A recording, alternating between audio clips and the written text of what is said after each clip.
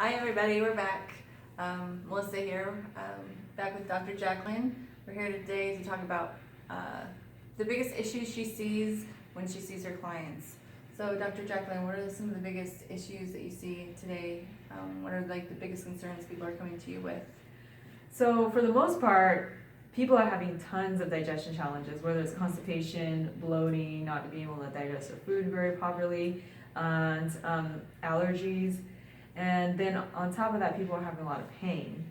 And I would say that pain is something we should focus on today because those two things are actually pretty linked together. If people aren't digesting their food very well, then they're gonna have pain. And there's a whole reason why that people are not digesting well. You got toxins and you got deficiencies. And even with toxins, infections would be in that category as well too. Things like parasites, fungus, candida, heavy metals. And one of the tests that I do to figure out what people, where the toxic metals are coming from is this hair mineral, tissue mineral analysis. So the point is what we have to do is really just discover where it's coming from. And is it an environment? Is it in the food? Is it in our hair products? Is it in our makeup? Toxins are everywhere. This tells you all that? Well, when we're looking for heavy metals, that's what, again, this hair tissue mineral analysis is going to tell us. Okay. So I'll just pull it out real quick. This is a sample report, but right here you'll see these different toxic metals like aluminum and arsenic, uranium. I see a lot of uranium in people here in Las Vegas because it's in nuclear weapons. So on the chest site. Yeah. Probably in our groundwater. Yeah. So even though that some of this might have gone on a while back, it can still be in the ground, and that's why we're dealing with it today. So, but that's not to limit Las Vegas. It's all over. I've seen people in different places. I hear New Mexico has a lot of that toxicity, that specific type of heavy metal. But this is also in our food and our pesticides and our herbicides that we're spraying on food. Well, it's not mine. I decide not to consume that as much as possible. You eat pretty organic too, right? Yeah, as much as I possibly can. Yeah. So the point is, if you have pain, you gotta pluck the root out. So if it's coming from your food, this is why we need to eat organic as much as possible. And you really want to think about, especially the meat. The meat has so many hormones and just garbage that's pumped into them. And then a lot of these animals are not even eating the diet that is made for them. So that's why they're sick in the first place. And then we're eating sick animals. So if you're going to eat anything organic, if you're on a budget, start with the meat because otherwise it's just not a good situation. It's messing up people's hormones and all kinds of other things. So when I see the type of toxins that people have in their body with or infections, I create the protocol to figure out, or for them to be able to get rid of the infections and get rid of the chemicals and toxins that are causing the problem. And then we also have to look at deficiencies. So back to this sample hair test, we see magnesium, and it's on the edge, but it's still getting kind of low. And even if it's really high, it's not actually being absorbed in the body. So in general, pretty much everybody needs magnesium. We're not getting enough from our diet. Magnesium is in the center of chlorophyll, which is what makes a plant green. So this is why we need to eat our greens. And this is why we're always drinking green juice. If you ever see me or Melissa around, we're drinking a couple scoops of Ormus greens every day, trying to alkalize our body and get those greens in. But on top of that, we still supplement with magnesium because we're just not getting enough. And that leads to another issue, which is anxiety. A lot of people are just through the roof with their stress and anxiety and can't sleep, and magnesium is another thing that can really help with those type of issues as well too. And there's a whole list of things I'm looking at when I see people, but you definitely want to think about magnesium, especially if you're anxious. It'll just kind of help calm the body down. So is there anything people should be eating that has more magnesium in it, or should they just take supplements to supplement what we're not getting in our diet? Well, so diet is foundation. Diet is gonna, if you're, let's say this is happy and healthy and you're at a deficiency, right? Diet's gonna bring you up a little bit, but in general, people still need to supplement that extra leg that they're just not going to get from their diet. So diet is foundation. If you don't have your diet dialed in as much as possible, I mean, obviously everybody has a situation in life, whether they can afford it, they can't, but whatever the situation is, whatever the excuse is, usually we can make better decisions with what we're doing. So I would say, you definitely want to make sure you're dialed into your diet as much as possible. And then we have to just supplement. We're just living in a day and age where our food is not what God created it. And it doesn't, even if we ate tons of greens and foods with magnesium in it, it's still hard to get a lot. So that's one of those ones that is pretty safe to say that most people will need magnesium. And you'll know if you've taken too much if you start having loose stools or diarrhea. So that's when you kind of back off a little bit. So it's not something that you can overdose on.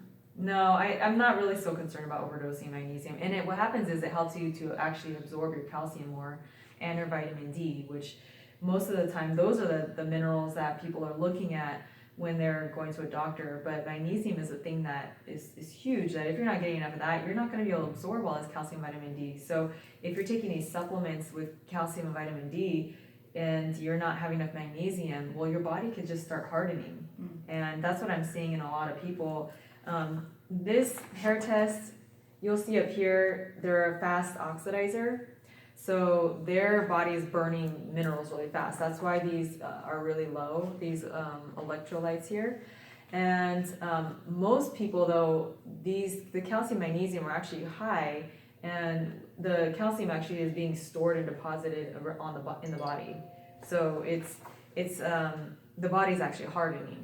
And in a case like what does that mean? Does that mean is that where you get heart attacks, plaque in the arteries? Exactly, yeah. So that can lead to situations like that where you can have a heart attack. You can have a heart attack when these are lower too, because you need these minerals for your heart to function right. But it's just it's the idea of either you're hardening or you're just fueling the flame where you're just burning up too fast. So you're either burning up too fast or hardening. They both can cause a heart attack. Now, as far as this goes, so somebody comes to you, they get their initial consultation, you get the 3 tests, they get the live blood cell, the dried blood cell, and then the Zyto. And then how is this different from the other tests?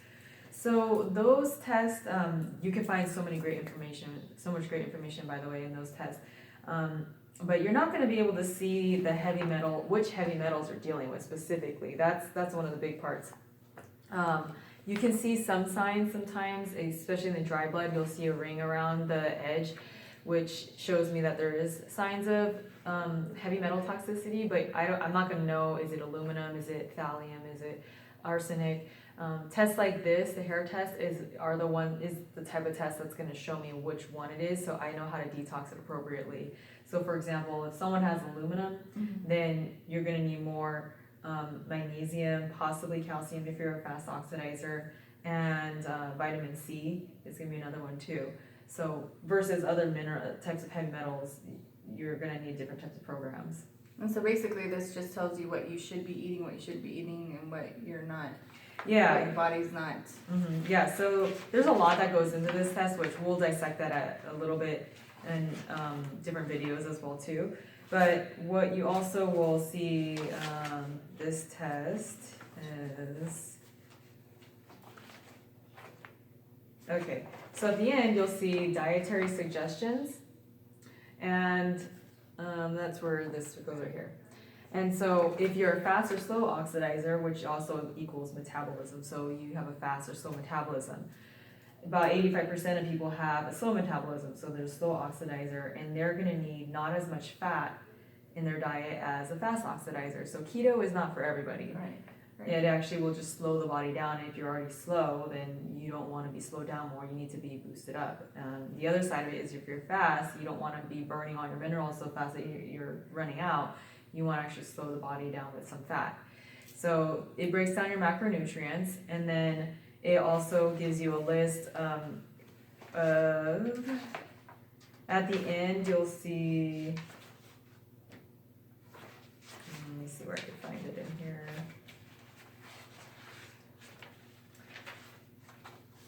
Well, at the end, you'll see a list of foods that it just ties up everything, foods you should eat and shouldn't eat. This is probably an older version of this test, but it doesn't have it, but it just says foods you should and shouldn't eat. And then before that, it breaks down why you shouldn't or should not eat certain types of foods, because if you're deficient in certain minerals or you have too much. The thing is, vitamins, minerals, everything has relationships. So as some go up, some others might go up. Some go down, some might go up. So they might have inverse relationships. So if you're eating a lot of foods with copper, for example, and you are eating too much of that and not enough zinc, those two have inverse relationships. So too much copper will lower your zinc, and then you're going to be imbalanced in your hormones and other things that copper or that zinc would need, that supports, especially guys with testosterone challenges tend to need zinc too. Now, that's not to say that if you are a guy and you have prostate or low testosterone, that you need to make sure you just go crazy with all the zinc, because if you do, then and you don't think about copper, then you can have a copper imbalance at that point. So the whole game we're playing here is a game of balance. So how much toxins and how much deficiencies do you have, and how do we get you back to normal? And that's why we see our clients here every 3 months. And some of them we do health coaching with in between, because they need a little bit more guidance and accountability during the time. But for the most part, every 3 months until they're fully detoxed. Okay, awesome. Well, we're going to be seeing a lot more information from us. I'm going to be putting out a lot more videos, and we're going to break down certain things, different things that she sees happening, like depression, anxiety. We're going to talk about parasites. So if there's anything you guys want to hear about, anything you want to know about, like DM me, DM her, leave comments. I am putting all these videos on YouTube, since it's becoming increasingly difficult to try and download everything on Facebook. So you'll see like excerpts of everything. If the videos are longer, or like unless they're longer, then you'll see just like portions of it. So if you want to see like the full videos, all of our interviews, they'll be on my YouTube channel. It's going to be under Life of Melly Mel on YouTube, and then she has an excellent podcast. You want to check her out on iTunes. It's under the Wellness Trinity, right? Yes, the Wellness Trinity. Make sure to follow Dr. Jacqueline on all the social media under the Wellness Trinity. She's a wealth of information. So